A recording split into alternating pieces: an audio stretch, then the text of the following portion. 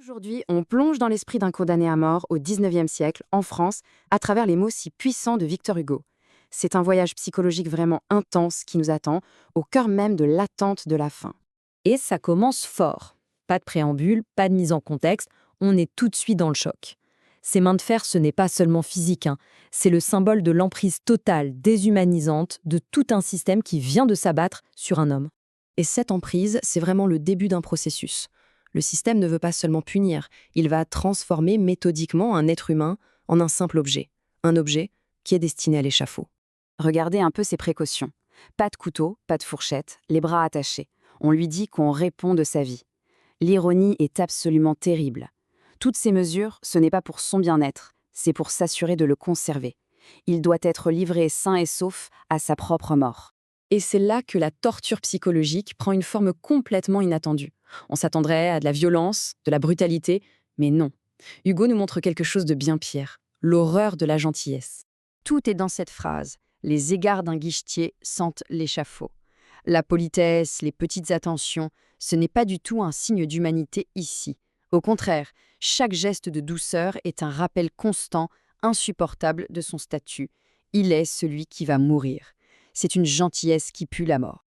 Alors, paradoxalement, le seul soulagement, il va le trouver dans la commune brutalité. Le fait d'être traité durement comme n'importe quel autre détenu, ça lui permet de se fondre dans la masse. C'est une façon d'échapper à cette attention morbide, un tout petit instant de répit avant la fin. Et c'est justement en se fondant parmi les autres prisonniers qu'il découvre une nouvelle forme de communauté. Une sorte de sous-culture qui a son propre langage secret, l'argot. Il s'agit donc de l'argot. Et la description que Victor Hugo en fait est juste incroyable. Ce n'est pas juste un dialecte, c'est toute une langue hantée sur la langue générale comme une espèce d'excroissance hideuse, comme une verrue. On sent à la fois la fascination et le dégoût que ça lui inspire.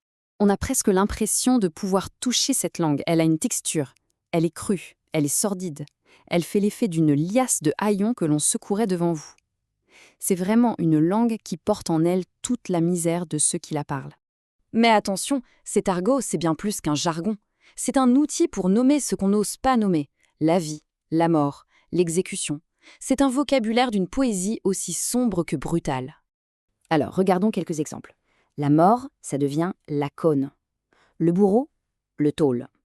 Mais la distinction la plus frappante, c'est celle de la tête. C'est la Sorbonne quand elle pense, quand elle complote, mais ça devient la tronche au moment où on la coupe.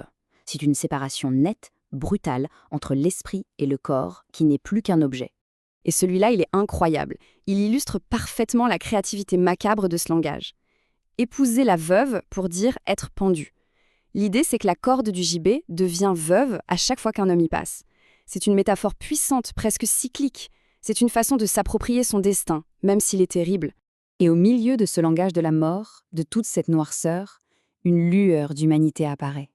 Et c'est sans doute le point culminant du récit, ce contraste saisissant entre l'indifférence du système et la compassion des autres misérables.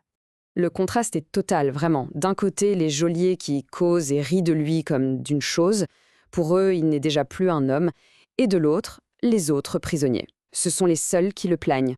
La seule trace d'humanité qu'ils trouvent vient de ceux que la société a elle aussi rejetés.